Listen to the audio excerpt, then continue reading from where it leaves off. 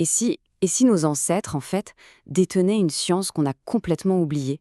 C'est une idée un peu folle, non? Eh bien, aujourd'hui, on va explorer un texte assez audacieux du 19e siècle qui a osé dire exactement ça, que la magie des anciens, c'était peut-être bien plus scientifique qu'on ne le croit. Le livre qu'on explore aujourd'hui, il s'ouvre sur cette pensée assez vertigineuse. Et ça plante tout de suite le décor, en fait. On comprend qu'on va devoir remettre en question pas mal de choses qu'on tient pour acquises et qu'on va se frotter aux plus grandes énigmes, celles de l'existence, de l'éternité. Alors, pour démêler un peu cette pensée qui est, il faut le dire, assez complexe, voilà le parcours qu'on va suivre. D'abord, on va parler de cette fameuse science ancienne oubliée.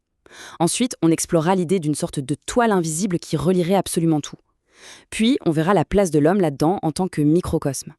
Après ça, on s'attaquera à un point super intéressant, comment des idées très anciennes peuvent renaître sous de nouveaux noms. Et enfin, on se demandera, mais pourquoi est-ce que cette perspective a bien pu être perdue? Allez, on attaque tout de suite avec la première partie, cette fameuse science ancienne oubliée. On plonge directement dans le postulat central de l'ouvrage. Voilà, c'est ça, la question vraiment provocatrice au cœur du livre. L'invitation, c'est de reconsidérer la magie, de ne plus la voir comme une superstition un peu naïve, mais attention, comme un véritable système de connaissances, une science à part entière. Donc pour l'auteur Helena Blavatsky, cette magie, ce n'était rien d'autre qu'une science universelle. Une science que les grands penseurs de l'Antiquité, de Pythagore à Platon, auraient tous partagée. L'idée, c'est qu'ils possédaient une connaissance vraiment profonde des lois cachées de la nature. Bon, on avance. Deuxième partie. La toile invisible de l'univers. Si cette magie est une science, alors elle doit bien avoir un principe fondamental, non? Voyons voir lequel. L'idée centrale, c'est celle d'une sympathie universelle. D'une force un peu comme un magnétisme invisible qui relie absolument tout. Chaque chose dans le cosmos serait connectée. D'ailleurs, les anciens avaient un nom pour ça, l'anima mundi, autrement dit, l'âme du monde. Ok, mais des preuves de ce réseau, il y en a?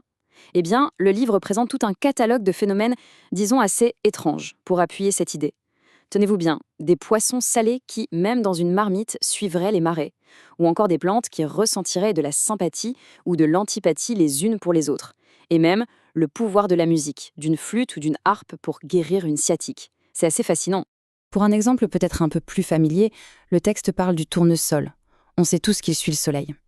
Mais ici, ce n'est pas vu comme une simple réaction biologique. Non, c'est interprété comme la manifestation d'une affinité profonde, d'un lien magnétique, presque amoureux pourrait-on dire, avec le soleil. On arrive à la troisième partie, l'homme, ce microcosme. Maintenant que cette idée de toile universelle est posée, la question c'est, et l'être humain dans tout ça? Quelle est sa place? Le concept clé, c'est celui-ci. L'homme serait un petit monde, un microcosme, à l'intérieur du grand univers. En gros, chaque être humain serait un reflet en miniature du cosmos tout entier. Tout ce qui se passe à grande échelle, là-haut, trouverait un écho en nous. Et pour illustrer ça, le texte va chercher chez le célèbre Paracelse. Lui, il décomposait la nature humaine en 3 parties, en 3 esprits. D'abord, l'esprit des éléments. C'est notre corps physique fait de la poussière de la Terre. Ensuite, l'esprit des astres. C'est notre âme astrale qui vit en parfaite harmonie avec l'âme du monde. Et enfin, au sommet, l'esprit divin, une pure étincelle, un rayon de lumière de la plus haute cause. Quatrième partie. Et là, on entre dans le vif du sujet, dans la critique la plus acerbe de l'ouvrage. Le titre « Idées anciennes, non nouveaux ». C'est là que le texte s'attaque frontalement à la science de son époque, le 19e siècle. Et attention, Blavatsky n'était pas la seule à penser ça.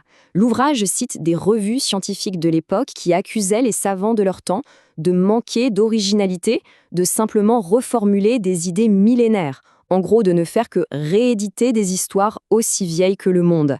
Regardez cette comparaison, c'est un exemple parfait tiré du texte. D'un côté, une grande découverte moderne, le protoplasme du professeur Huxley, présenté comme la base physique de la vie. De l'autre, l'enseignement d'Épicure, des siècles avant, sur l'âme matérielle qui vient d'une source matérielle. L'argument est simple, ce n'est qu'une nouvelle étiquette sur une très vieille idée. Et ça continue. Autre exemple, la théorie du professeur Tyndall, selon laquelle chaque pensée produit un changement dans notre cerveau. Une idée qui semble très moderne.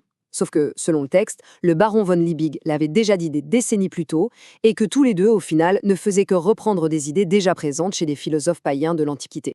On arrive à notre dernière partie, une perspective perdue, parce que, logiquement, on en vient à se demander, mais si cette connaissance était si fondamentale, comment a-t-elle pu être oubliée? Le livre propose une explication, celle des cycles de la connaissance. L'idée inspirée de Platon, c'est que l'histoire n'est pas une ligne droite qui progresse toujours vers le haut. Non, ce serait plutôt des cycles. Il y aurait des périodes fertiles où l'humanité est en harmonie avec le divin, où les pouvoirs occultes sont compris. Et puis, des périodes stériles, où l'humanité est trop collée au matériel, où le scepticisme et le matérialisme dominent, et où cette vision spirituelle se perd complètement. Et vous l'aurez deviné, pour l'auteur, le 19e siècle est en plein dans une période stérile. Le scepticisme, selon elle, était devenu une sorte de maladie héréditaire. Ce n'était plus un outil pour questionner le monde, mais un véritable dogme qui aveuglait les gens et les coupait de toute dimension spirituelle. Cette citation de Joseph de Maistre, reprise dans le livre, est assez percutante. Elle renverse complètement notre idée du progrès. Il me semble que nous sommes bien plus imbéciles encore que nos ancêtres en nous obstinant à n'en voir jamais nulle part. La suggestion, c'est que notre refus de voir l'invisible n'est peut-être pas un signe d'intelligence supérieure, mais au contraire, une forme d'aveuglement. Et on termine avec cette question qui est vraiment le cœur du propos.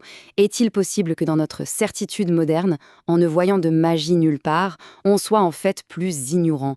En rejetant systématiquement tout ce que la science matérialiste ne peut pas expliquer, est-ce qu'on a vraiment progressé ? Ou est-ce qu'on a juste perdu l'accès à une dimension essentielle de la réalité ? C'est le défi que ce texte nous lance, et il résonne encore très fort aujourd'hui.